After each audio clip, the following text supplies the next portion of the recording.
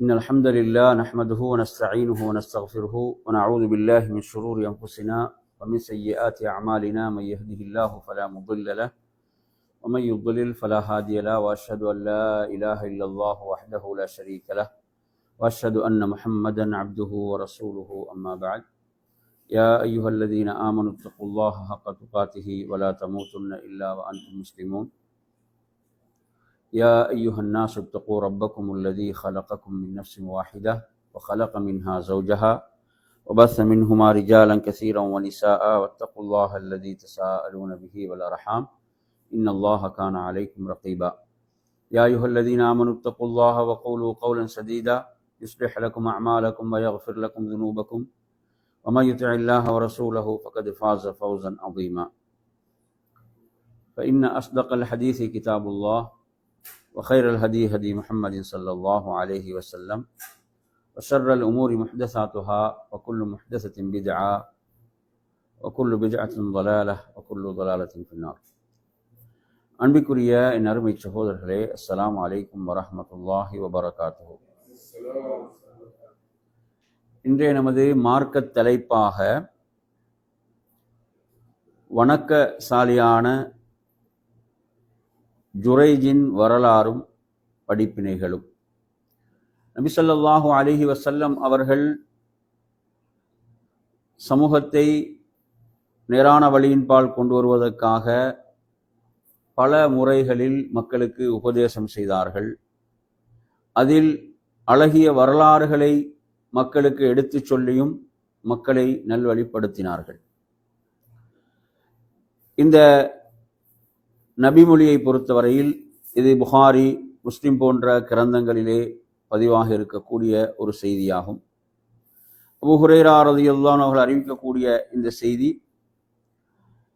அல்லாஹ்வின் தூதர் ஸல்லல்லாஹு அலைஹி வஸல்லம் அவர்கள் குறிப்பிடுகிறார்கள், லம் யதகல்லம் ஃபில் மஹ்தி இல்லா ஸலாஸா, அதாவது தொட்டில் குழந்தையாக இருக்கும்போது மூவரை தவிர வேறு யாரும் பேசவில்லை என்று அல்லாஹுடைய தூதர் ஸல்லல்லாஹு அலைஹி வஸல்லம் அவர்கள் குறிப்பிடுகின்றார்கள்.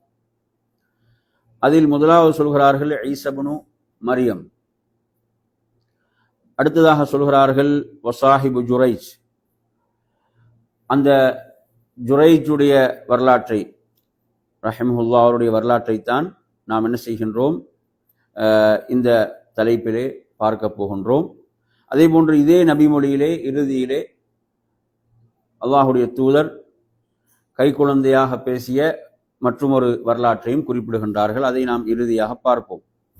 ஆனால் இந்த மூன்று வரலாற்றிலும் ஒரு ஒற்றுமை இருக்கிறது, அதையும் நாம் இறுதியாக பார்க்கலாம். அருமையான சகோதரர்களே, அல்லாஹ்வின் தூதர் ஸல்லல்லாஹு அலைஹி வஸல்லம் அவர்கள் சொல்கிறார்கள், இந்த ஜுரைஜ் என்பவர் ஒரு வணக்கசாலியாக இருந்தார். எப்படி இருந்தார்? ஒரு வணக்கசாலியாக இருந்தார் என்று அல்லாஹ்வின் தூதர் ஸல்லல்லாஹு அலைஹி வஸல்லம் குறிப்பிடுவதே அவர் ஒரு சிறந்த மனிதர் என்பதற்கு சான்றாக இருக்கிறது. அவர் இபாதத்துக்காக தனக்கென்று ஒரு இடத்தை எடுத்துக்கொண்டிருந்தார். தனக்கென்று ஒரு பள்ளியை என்ன செய்திருந்தார், வணக்க ஸ்தலத்தை அவர் தனியாக அமைத்து கொண்டு அதில் இறைவனை தொடர்ந்து வணங்கக்கூடியவராக இருந்தார். ஒரு நாள் அவருடைய தாயார் என்ன செய்கிறார்கள், மகனை அழைக்கின்றார்கள். தாய் என்ன செய்கிறாங்க, மகனை அழைக்கின்றார்கள். ஆனால் அவர் தொழுகையில் இருக்கிறார். அவர் என்ன செய்கிறாரு, தொழுகையில் இருக்கின்றார். அப்போது ஜுரைஜ் என்று சொல்லி மகனுடைய பெயரை சொல்லி அழைக்கின்ற போது அவர் என்ன செய்கிறாரு, தொழுகையில் இருக்கக்கூடிய மகன் ஜுரைஜ், என் இறைவா, எனது தாய் என்ன செய்றாங்க, எனது தாய் அழைக்கிறாங்க, நானோ தொழுகையில் இருக்கிறேன். எனவே அவர்கள் என்ன முடிவு எடுக்கிறாங்கன்னா, தொழுகைத்தான் முதன்மையானது என்று சொல்லி அவர் தொழுகைக்கு முக்கியத்துவம் கொடுத்து அவர் தொழுகையில ஈடுபடுகின்றார். தாய் என்ன செஞ்சிடறாங்க, திரும்பி போயிடுறாங்க. அதே போன்று மறுநாளும் என்ன செய்கிறது? தாய் வருகிறார்கள், வந்து மகனை அழைக்கின்றார்கள். மகனோ தொழுகையில் இருக்கிறார். மகன் தொழுகையில் இருக்கிறார். அப்போதும் அதே கேள்வியைத்தான் தன்னிடம் கேட்டுக்கொள்கிறார். எனது தாயுடைய அழைப்பு வருகிறது, நானோ தொழுது கொண்டிருக்கிறேன் என்று சொல்லி அவர் என்ன செய்கிறாரு? தொடர்ந்து தொழுகையில் ஈடுபடுகின்றார். அதே போன்ற நறுமையான சகோதரர்களே, மறுநாளும் தாய் வருகிறாள். தாய் வந்து மகனை அழைக்கின்ற போது மகன் தொழுகையிலே இருக்கிறார்கள். எனது தாயுடைய அழைப்பு தொழுகை, இதில் எதை முற்படுத்துவதென்று என்ன செய்கிறார்? தொழுகையில் தொடர்ந்து ஈடுபட ஆரம்பிக்கின்றார். அப்ப தாயுடைய அழைப்பு எத்தனை நாட்கள்? 3 நாட்களும் தாயுடைய அழைப்புக்கு அவர் என்ன செய்யல? பதில் கொடுக்கவில்லை. இந்த நேரத்தில் அருமையான சகோதரர்களே, அந்த தாய் என்ன செய்கிறார்கள் என்று சொன்னால், மகனுக்கு எதிராக ஒரு பிரார்த்தனை செய்து விடுகிறார். அந்த தாய் என்ன செய்யறாங்க? மகனுக்கு எதிராக ஒரு பிரார்த்தனை செய்கின்றார்கள். அந்த பிரார்த்தனை என்னவென்று பார்த்தீங்கன்னு சொன்னா, அதாவது நீ ஒரு விபச்சாரியுடைய முகத்தில் முழிக்காமல் நீ மரணிக்க மாட்டாய் என்ற ஒரு பிரார்த்தனை என்ன செய்யறாங்க? மகனுக்கு எதிராக.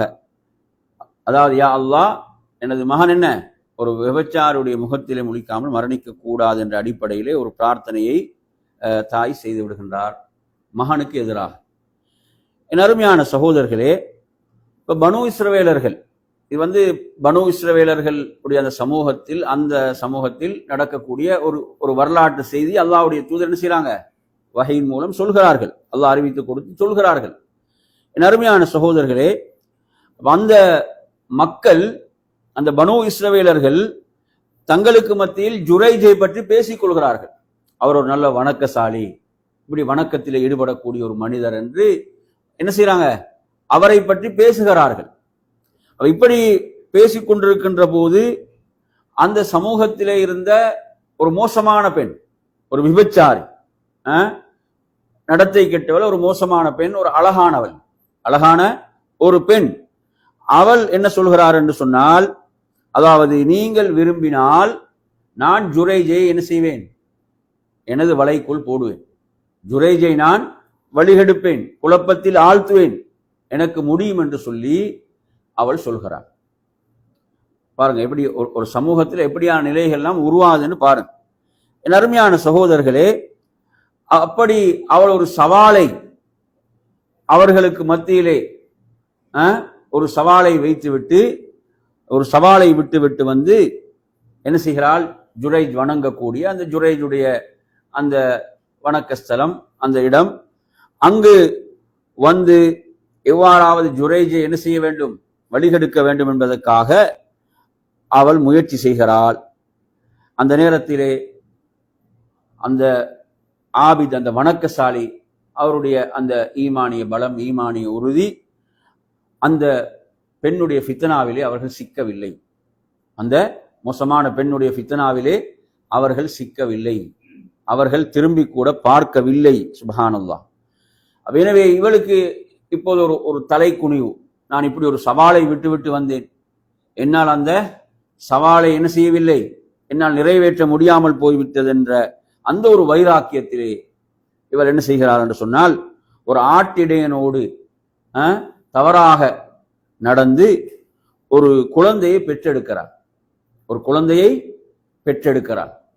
அப்ப குழந்தையை பெற்றெடுத்த உடன் அவள் என்ன செய்கிறாள் அப்படின்னு பார்த்தீங்கன்னு சொன்னா, அந்த மக்களிடம் போய் சொல்கிறாள், இந்த பிள்ளையுடைய தந்தை வேறு யாரும் அல்ல, ஜுரைஜ் தான். இந்த குழந்தையுடைய தந்தை யாருதான்? ஜுரைஜ் என்று அவள் போய் சொல்கிறாள். அருமையான சகோதரர்களே, அப்ப இப்படி சொன்னவுடன் மக்கள் கொதித்தெழுகின்றார்கள்.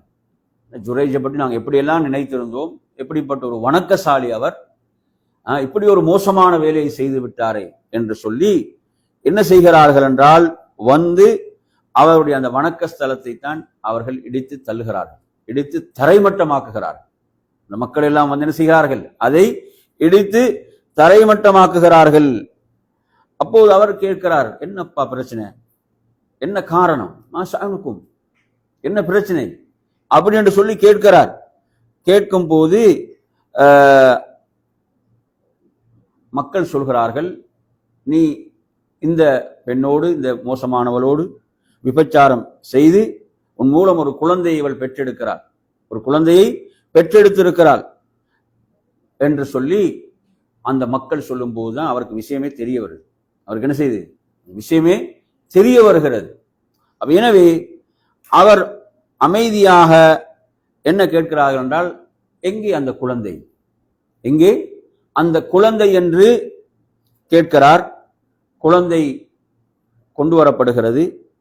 அப்போது அவர்கள் சொல்கிறார்கள், கொஞ்சம் என்ன விடுங்க, நான் உது செய்து தொழுது விட்டு வருகிறேன், உது செய்து தொழுது விட்டு வருகிறேன் என்று சொல்லி அவர் என்ன செய்கிறார்? உது செய்து தொழுகின்றார். உது செய்து தொழுது விட்டு அந்த குழந்தை, அந்த குழந்தையிடம் வந்து அந்த குழந்தையுடைய வயிற்றில் என்ன செய்கிறார்? இதுவாக அப்படி குத்துகிறார். குத்திவிட்டு கேட்கிறார், யா குலாம் மன் அபூக், குழந்தையே உனது தந்தை யார்? அந்த குழந்தையிடம் உனது தந்தை யார் என்று கேட்கின்ற போது அங்குதான் இந்த அற்புதம் நிகழுகிறது. அந்த கை குழந்தை என்ன செய்யுது? அல்லாஹுடைய அனுமதியோடு பேசுகிறது. இதுக்கு நாங்கள் சொல்லுவோம் கராமத் என்று சொல்லுவோம். நல்லடியார்களுக்கு நிகழும் போது என்ன, அதை கராமத் என்று சொல்லப்படும். அல்லாஹ் அவர்களை அதன் மூலம் கண்ணியப்படுத்துகிறான். எனவே நறுமையான சகோதரர்களே, அந்த கை குழந்தை பேசுகிறது, சொல்கிறது, இந்த ஆட்டிடையன்தான் எனது தந்தை, இன்ன ஆட்டிடையன்தான் எனது தந்தை என்று அந்த குழந்தை சொல்கிறது. என் அருமையான சகோதரர்களே, அப்போது அந்த மக்கள் எல்லாம் இந்த இதை பார்த்து விட்டு என்ன செய்யறாங்க? அவரை கட்டி தழுவுகின்றார்கள் என்றெல்லாம் ரிவாயத்துக்கள்ல, ஹதீஸ்கள்ல வருவதை பார்க்கிறோம். அதன் பிறகு சொல்கிறார்கள், நாம் உங்களுடைய இந்த ஆலயத்தை தங்கத்தால் நாம் அமைத்து தருகிறோம். நாங்கள் என்ன செய்கிறோம்? நீங்க வணங்கக்கூடிய அந்த இபாதத் செய்யக்கூடிய அந்த உங்களோட வணக்க ஸ்தலத்தை நாங்கள் என்ன செய்கிறோம்? அதை நாம் தங்கத்தால் அமைத்து தருகிறோம் என்று மக்கள் அவரிடத்திலே கேட்டபோது அவர்கள் சொல்கிறார்கள், இல்லை, எப்படி அது மண்ணால் இருந்ததோ அப்படியே நீங்கள் அமைத்து தந்தால் போதுமானது. எப்படி அது மண்ணால் அமைக்கப்பட்டிருந்ததோ அதே போன்று நீங்கள் அமைத்து தந்தால் போதுமானது என்று அவர் சொல்கிறார்.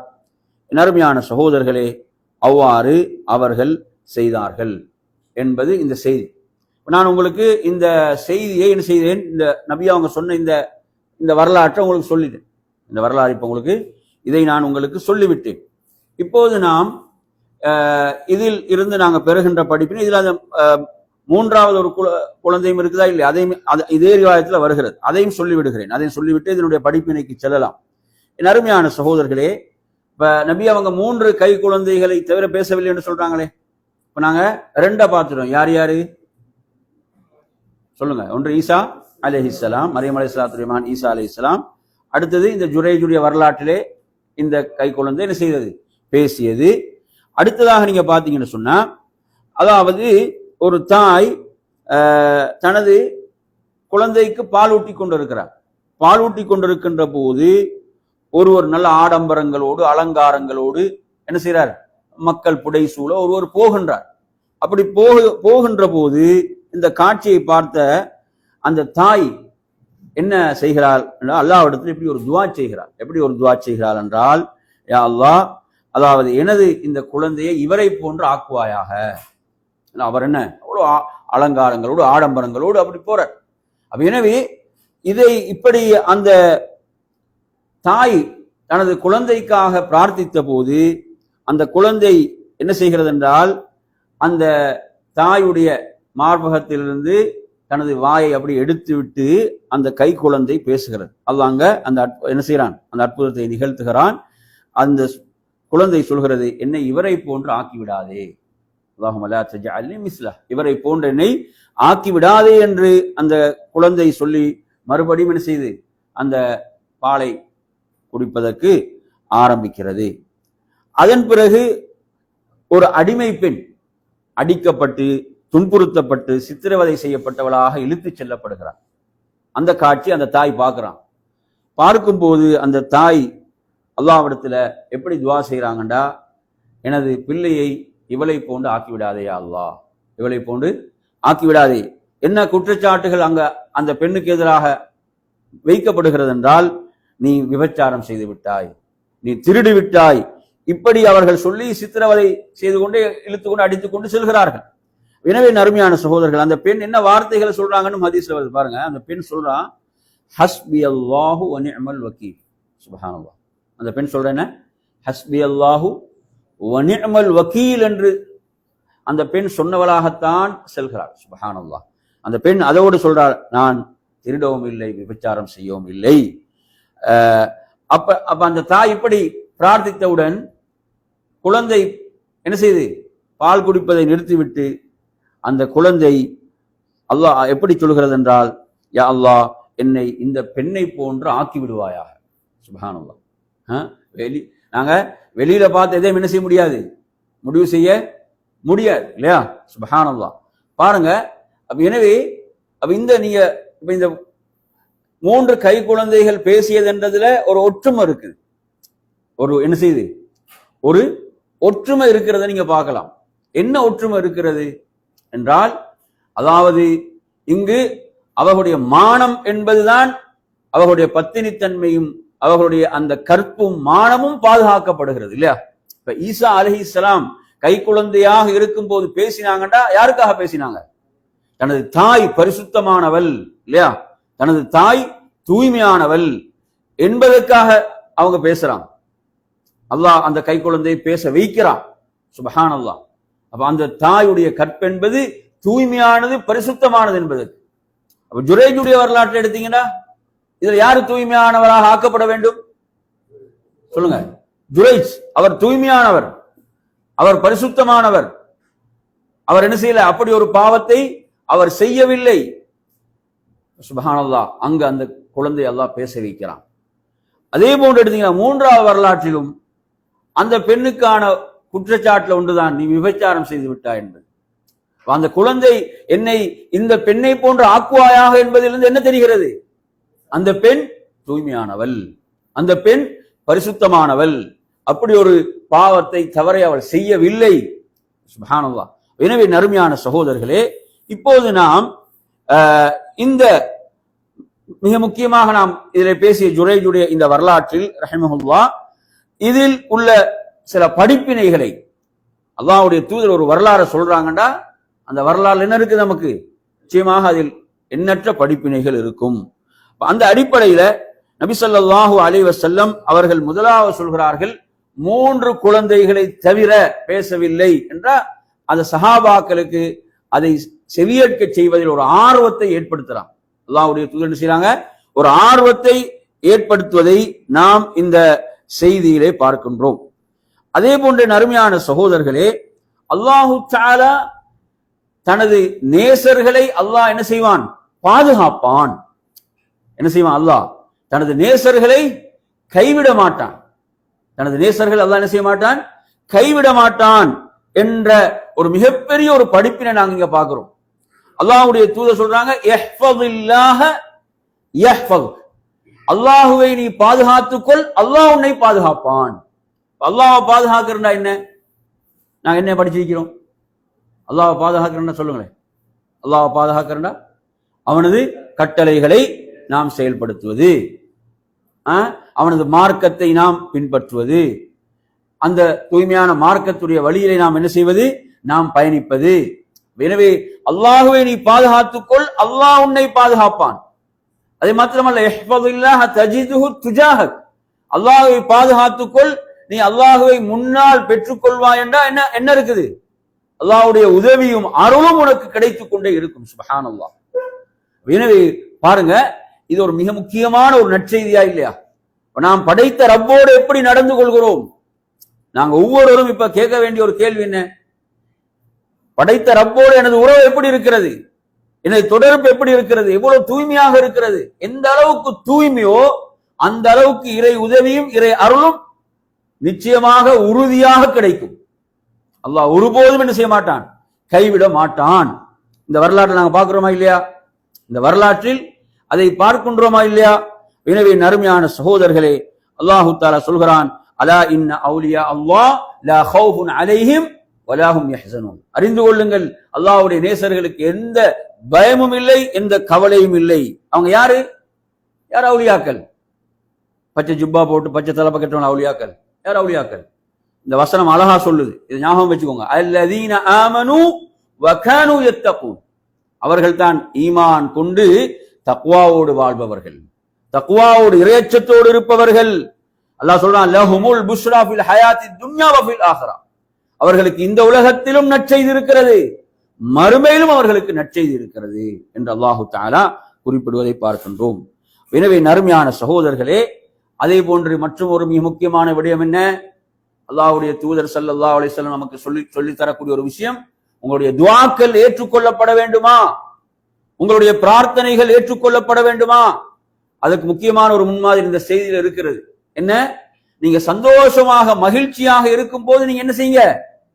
அல்லாஹ்வை அறிந்து அல்லாஹ்வுக்கு கட்டுப்படுங்கள். அப்படி நீங்கள் நடந்தால், நீங்க நெருக்கடியில் துன்பத்தில் சிக்கிக் கொள்ளும் போது அல்லாஹ் என்ன செய்வான்? உங்களை அறிந்தவனாக இருப்பான், உங்களோட பிரார்த்தனையை ஏற்றுக்கொள்வான். அப்ப ஜுரைஜ் எப்படிப்பட்டவராக இருந்தாரு? அவர் இறை வணக்கத்தில் தான் தனது வாழ்வை அர்ப்பணிக்கக்கூடிய ஒருவராக இருந்தார். அவருக்கு ஒரு நெருக்கடி வருகின்ற போது அல்லாஹ் அவர் என்ன செய்கிறான்? அல்லாஹ் அவரது துஆவை ஏற்றுக்கொள்கிறான், அல்லாஹ் அவரது தொழுகையை ஏற்றுக்கொள்கிறான். எனவே நறுமையான சகோதரர்களே, அதே போன்று நாம் பார்க்க வேண்டிய முக்கியமான அடுத்த விடயம் என்ன? அல்லாஹ் நமக்கு குர்ஆனிலே சொல்வது, வஸ்தஈனு பிஸ்ஸப்ரி வஸ்ஸலாஹ், நீங்கள் பொறுமையை கொண்டும் தொழுகையை கொண்டும் உதவி தேடுங்கள். எனவே இங்கு அவர் எதன் மூலம் உதவி தேடினார்? எதன் மூலம்? தொழுகையின் மூலம். அவர் தொழுதார், தொழுது அல்லாஹ்விடத்திலே உதவி தேடினார், தொழுது அல்லாஹ்விடத்தில் பிரார்த்தித்தார். அல்லாஹ் அவரது பிரார்த்தனை ஏற்றுக்கொண்டானா இல்லையா? எனவே இந்த நம்பிக்கை நமக்கு இருக்கிறதா? நாங்க தொழுது எமது தொழுகையால் நாம் எதை சாதிக்க முடியும் கேட்க வேணுமா இல்லையா? நம்மிடத்தில் ஒவ்வொருவரும், எனது தொழுகையுடைய நிலை என்ன, எனது தொழுகையின் நிலை என்ன? அந்த அளவு நாங்கள் உறுதியோடு அல்லாஹ்வின் மீது முழுமையாக நம்பிக்கை வைத்து நாம் தொழுகைகளை நிறைவேற்றுகிறோமா? எமது தொழுகையின் மூலம் நாம் இறை உதவியை, அந்த நம்பிக்கை உறுதியாக நம்மிடம் வர வேண்டும். அல்லாஹ்வுடைய அருள் நாங்க நம்பிக்கை இழக்க கூடாது. நமது தொழுகைகள் நாங்கள் என்ன செய்யணும்? அப்படி மாற்ற வேண்டும்.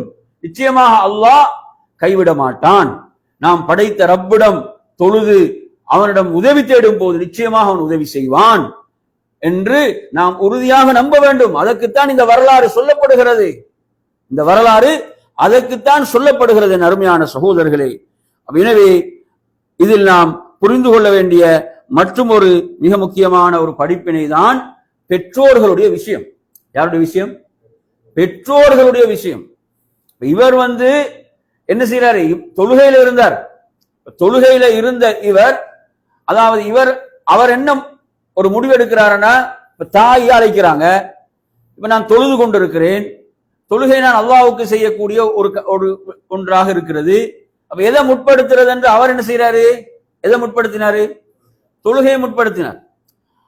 ஆனால் அறிஞர்கள் என்ன சொல்றாங்கன்னு சொன்னா, உபரியான ஒரு தொழுகை என்று வருகின்ற போது, உபரியான ஒரு தொழுகை என்று வருகின்ற போது தாயுடைய அழைப்புக்குத்தான் என்ன செய்ய வேண்டும்? முக்கியத்துவம் கொடுக்க வேண்டும். அவசரமாக தொழுது விட்டு வந்து விடுவது என்ற ஒரு நிலையை அறிஞர்கள் சொல்வார்கள். எனவே நறுமையான சகோதரர்களே, அந்த இடத்துல அந்த தாயுடைய அழைப்பு என்பது எவ்வளவு முக்கியமானது. நினைச்சு பாருங்க, இன்றைய உண்மையில் பெற்றோருடைய அழைப்பை ஏற்காதவர்கள் என்ன தொழுகையில் இருக்கிறவங்களா ஏற்காம இருக்கிறாங்க? அதாவது இன்று என்ன எதிர்பார்க்கனா, பெற்றோர்கள் தன்னுடைய காலடிக்கு வர வேண்டும், நான் அழைத்தா உடனே தாய் வர வேண்டும், நான் அழைத்தால் உடனே தந்தை வர வேண்டும் என்று உள்டாவா தான் இருக்குது. இப்ப புரியுது அவங்க சொல்றது? அவர்கள் அழைத்து செல்வதல்ல. இப்ப நான் அழைத்தா என்ன செஞ்சிடணும்? உடனே அவங்க பதில் அளிக்க வேண்டும் என்ற மாதிரி தான் நிலைமை இருக்கிறது. சுப்ஹானல்லாஹ். நறுமையான சகோதரர்களே, அல்லாஹ்வுடைய தூதர் சொன்னார்களா இல்லையா, மூவருடைய துஆ மறுக்கப்பட மாட்டாது. அதில் பெற்றோர்களுடைய துஆ இருக்கிறது. நறுமையான சகோதரர்களே, இப்ப நாங்க பெற்றோர்களுடைய துஆவை அடைந்து கொள்வது என்பது இவ்வளவு முக்கியமான ஒரு விஷயம். துஆவை அடைந்து கொள்வது மட்டுமல்ல, அவர்களிடமிருந்து நாம் எந்த திட்டையும் வாங்கிவிடக் கூடாது. பதுவாக்கள், திட்டுகளை வாங்கிவிடக் கூடாது. அது மிகப்பெரிய நெருக்கடியை நமது வாழ்வில் ஏற்படுத்தும். ஒரு வணக்கசாலி, ஒரு நல்ல மனிதர், அவருடைய வாழ்விலே இதை விட்டு வைக்கிறா பாருங்களேன். யாருடைய வாழ்க்கையில் இது? ஒரு இபாதத்துல, வணக்கத்துல தன்னை ஈடுபடுத்தி கொண்ட ஒரு ரசூலுல்லாஹ் ஆபித் என்ற வார்த்தையை பயன்படுத்துறாங்க. யாரு பயன்படுத்துறாங்க? அல்லாஹ்வுடைய தூதர். அப்ப அவர் வணக்கசாலி. ஒரு வணக்கசாலியுடைய வாழ்விலே தாயுடைய துவா இந்த அளவு தாக்கம் செலுத்தி இருக்கிறது என்றால் சாதாரணமா எடுக்க முடியுமா? எனவே பெற்றோர்களுடைய உள்ளங்களை புண்படுத்துவதன் மூலம் எத்தனை எத்தனை பிள்ளைகள் என்ன செய்யறாங்க?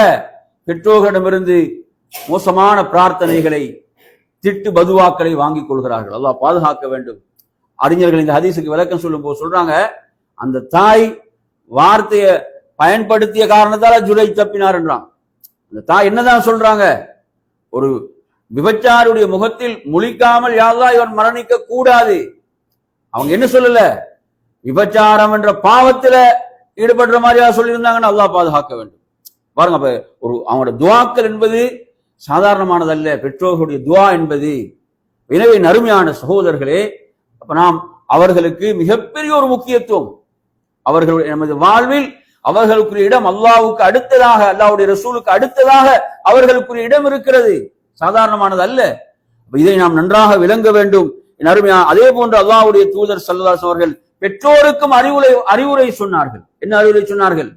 நீங்க உங்களோட பிள்ளைகளுக்கு எதிராக பிரார்த்திக்க வேண்டாம். நபி அவங்க எப்படி சொன்னாங்க? பெற்றோர்களுக்கு பிள்ளைகளும் என்ன செய்யக்கூடாது? அப்படி நடந்து கொள்ளக்கூடாது. பெற்றோர்களுடைய மோசமான பதுவாக்களை பெற மாதிரி நடந்து கொள்ளவும் கூடாது. அதே போன்று பெற்றோருக்கும் அறிவுரை சொல்றாங்க. என்ன அறிவுரை சொல்றாங்க? பெற்றோருக்கு சொல்றாங்க, நீங்க உங்கள் பிள்ளைகளுக்கு எதிராக நீங்கள் துஆ செய்ய வேண்டாம், பிரார்த்திக்க வேண்டாம் என்று அல்லாஹ்வின் தூதர் ஸல்லல்லாஹு அலைஹி வஸல்லம் அவர்கள் குறிப்பிட்ட செய்திகளை பார்க்கின்றோம். அதே போன்றுதான் என் அருமையான சகோதரர்களே, அடுத்ததாக நாம் இதுல கவனிக்க வேண்டிய ஒரு விஷயம் என்ன? அல்லாஹ் குர்ஆன்ல ஒரு செய்தியை சொல்றான் பாருங்க. யா அய்யுஹல்லதீன ஆமனு இன் ஜாஅக்கும் ஃபாஸிகுன் பினபஇன் ஃபதபையனு அன் துஸீபு கௌமன் பிஜஹாலா ஃபதுஸ்பிஹு அலா மா ஃபஅல்தும் நாதிமீன். பாருங்க எவ்வளவு இந்த இந்த இந்த வரலாறோட எவ்வளவு பொருந்தி போகுதுன்னு பாருங்க. நான் இந்த வசனத்துக்கு பொருளை சொல்றேன் பாருங்க, நீங்க அதை கொஞ்சம் தொடரப்படுத்துங்க. யா அய்யுஹல்லதீன ஆமனு, மூமீன்களே, உங்களிடம் ஒரு பாவி, யாரு? ஒரு ஃபாசிக், ஒரு பாவி ஒரு செய்தியை கொண்டு வந்தால், ஒரு செய்தியை கொண்டு வந்தால் நீங்க அதை உறுதிப்படுத்திக் கொள்ள வேண்டும். செய்தியை கொண்டு வாரது யாரு? ஒரு பாவி, பாவம் செய்யக்கூடிய ஒரு மோசமானவர் செய்தியை கொண்டு வருகிறார். அந்த செய்தியை நீங்கள் உறுதிப்படுத்திக் கொள்ள வேண்டும், அதை நீங்க தெளிவாக்கி கொள்ள வேண்டும். ஏன்? ஏன்? அன் துஸீபு கௌமன் பிஜஹாலா, நீங்க அறியாமையின் காரணத்தால் ஒரு கூட்டத்துக்கு எதிராக நீங்க எடுக்கக்கூடிய முடிவு இருக்கிறதே, அந்த முடிவு என்ன செய்யும்? உங்களை கவலைக்குள் ஆழ்த்தும். உங்களை என்ன செய்யும்? கவலைக்குள் ஆழ்த்தும். இந்த குர்ஆனுடைய வசனத்துல, இந்த வசனத்துக்கு நாங்க இந்த வரலாற்றை எப்படி தொடர்படுத்தலாம்? எந்த இடத்துல தொடர்படுத்தலாம்?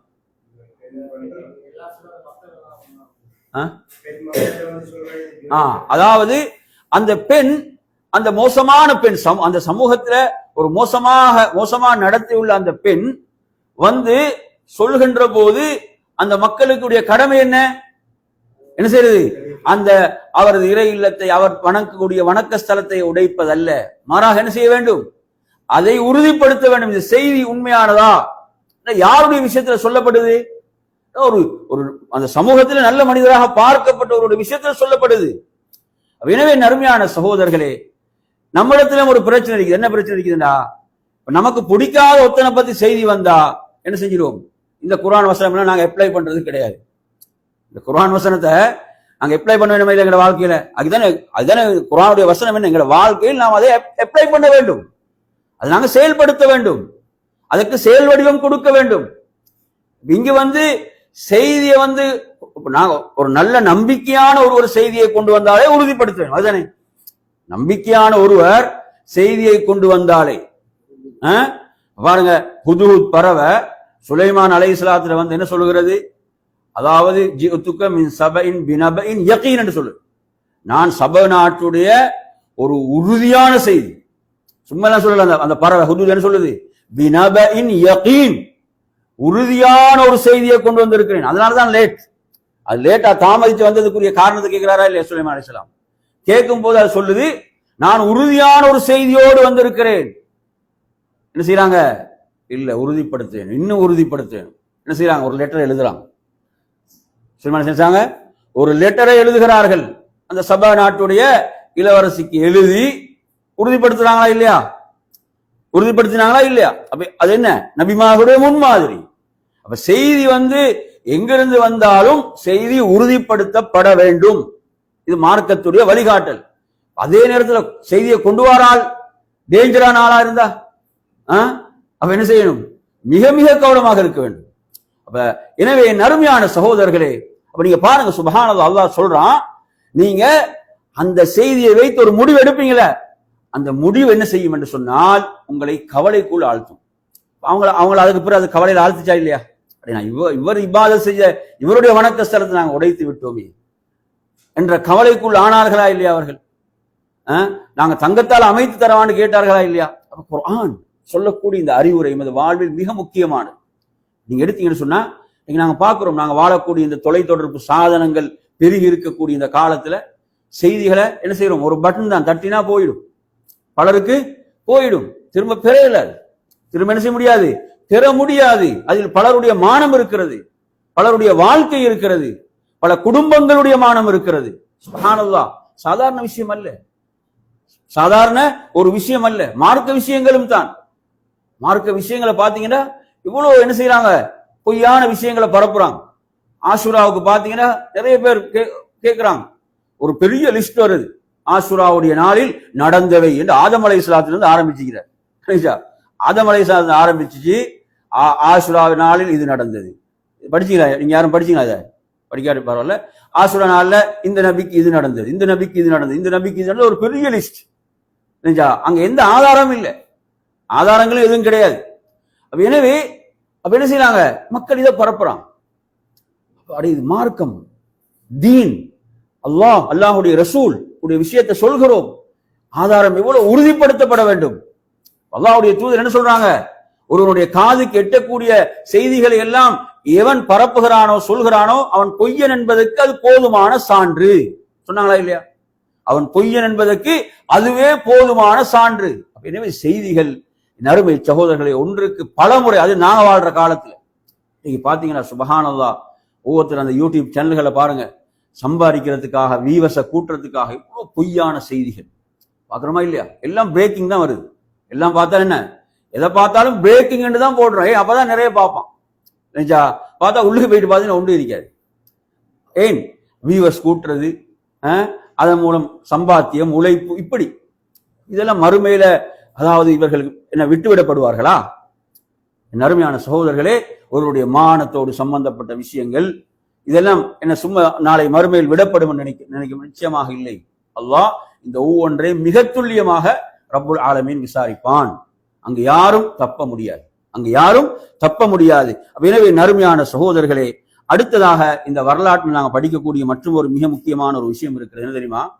ஆயிஷா ரலியல்லாஹுடைய அவர்களுக்கு அவதூறு சொல்லப்படுற ரசூலுல்லாஹுடைய மனைவி உம்மஹாத்துல் முஃமினீனுடைய தாய், அவர்களுக்கு அவதூறு சொல்லப்படுகின்ற அந்த செய்தியில அல்லாஹ் முக்கியமான ஒரு விஷயத்தை சொல்றான். இது ஒரு முக்கியமான இந்த வரலாறு நாங்கள் தொடரப்படுத்தி இதை பார்க்கலாம்.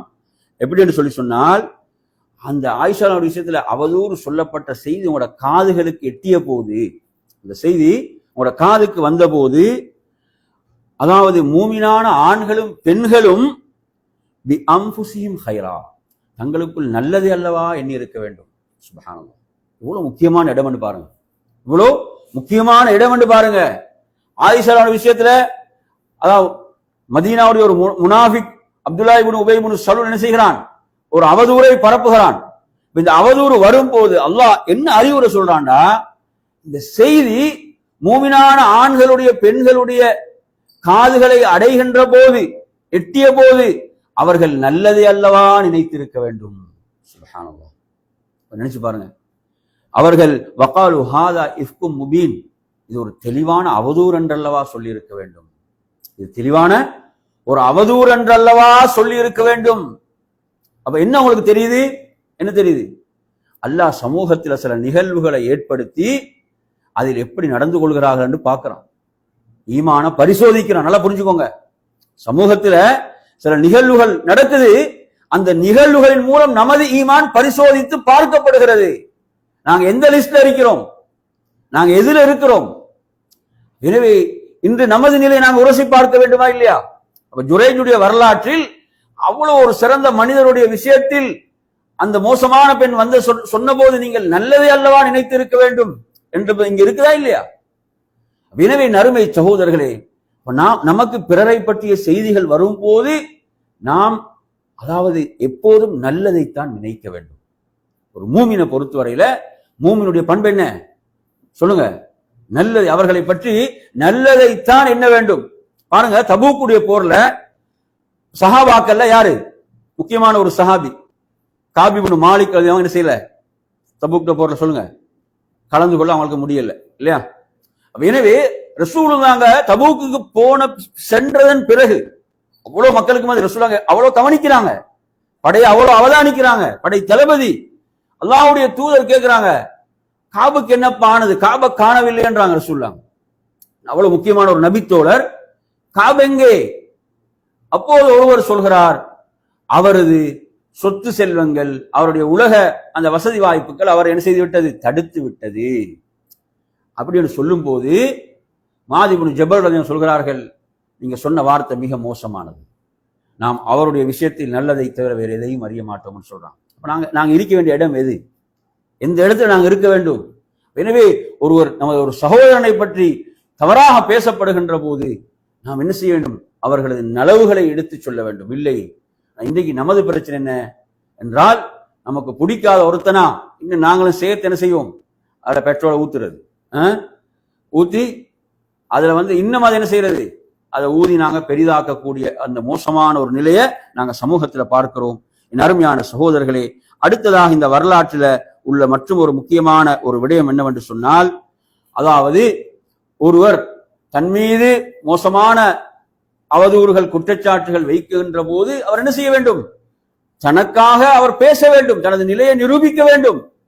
இது நாங்க இன்னொரு வரலாற்று யாருடைய வரலாற்று சொல்லலாம்? யூசுப் அலைஹிஸ்ஸலாம் எடுங்களே.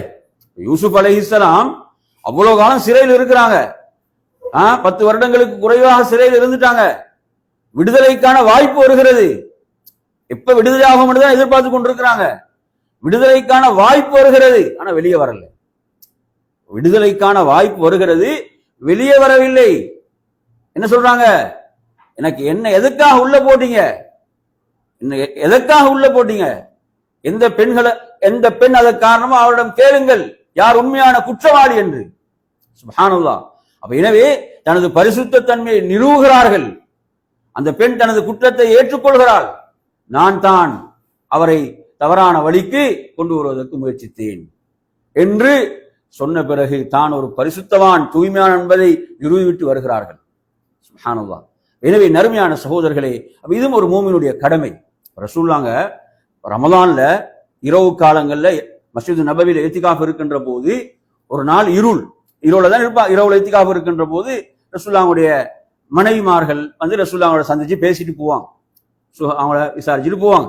எனவே சஃபியா ரலியல்லாஹு வாராங்க, ரசூலுல்லாஹ்வோட விசாரிச்சுட்டு பேசிட்டு ரசூலுல்லாஹ் மஸ்ஜித் நபவியுடைய அந்த வாயில் வரைக்கும் அவங்கள வழி அனுப்புறதுக்காக போறாங்க.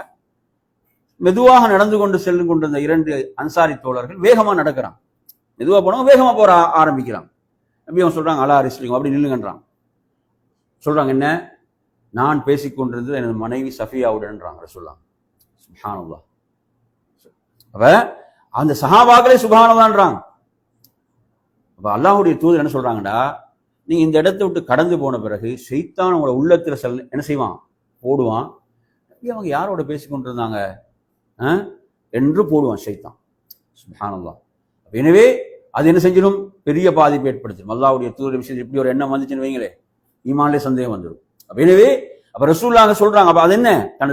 நான் பேசிக்கொண்டிருந்தது எனது மனைவியோடு தான். அப்ப இது ஒரு முக்கியமான இடம். நாம் நமது தூய்மையை நிறுவ வேண்டிய இடங்கள் இருக்கிறது. தெரிஞ்சா சில மஸ்ஜிதுகள் என்ன செய்வாங்க? எந்த கணக்கு வழக்கம் போடுறது இல்லை, தூய்மையானு பேசி கொண்டிருக்கிறது. சரி வரும் அது கணக்கு வழக்க போடு. அப்பதான் மக்கள் என்ன செய்வாங்க? தூய்மை என்று ஏற்றுக்கொள்வார்கள். இது ஒன்றும் கிடையாது, நாங்க தூய்மையானவர்கள், நாங்க அப்படி. அதாவது நீங்க உங்களுடைய தூய்மையை நீங்க என்ன செய்ய வேண்டும்? செயல்முறையில் நிறுவ வேண்டி இருக்கிறது. எனவே நறுமையா இப்படி நீங்க எடுத்தீங்கன்னா இந்த வரலாற்றில் ஏராளமான படிப்பினைகளை நமக்கு சொல்ல முடியும். எனவே நறுமையான சகோதரர்களே, இந்த இப்படி அல்லாஹ்வுடைய தூதர் நமக்கு சொல்லி தந்த வரலாறுகள், குர்ஆன் சொல்லக்கூடிய வரலாறுகள் மிக சுருக்கமாகத்தான் இருக்கும். ஆனால் நிறைய படிப்பினைகள் இருக்கும், அதில் நிறைய படிப்பினைகள் இருக்கும். அப்படிப்பட்ட படிப்பினைகளை பெற்று இஸ்லாத்திலே வாழ்ந்து மரணிப்பதற்கு அல்லாஹ் நம் அனைவர்களுக்கும் அருள் புரிவானாக என்று கூறி நிறைவு செய்கிறேன். வாஹிரு தஅவானா அல்ஹம்துலில்லாஹி ரப்பில் ஆலமீன். அஸ்ஸலாமு அலைக்கும் வரஹ்மத்துல்லாஹி வபரகாத்துஹு.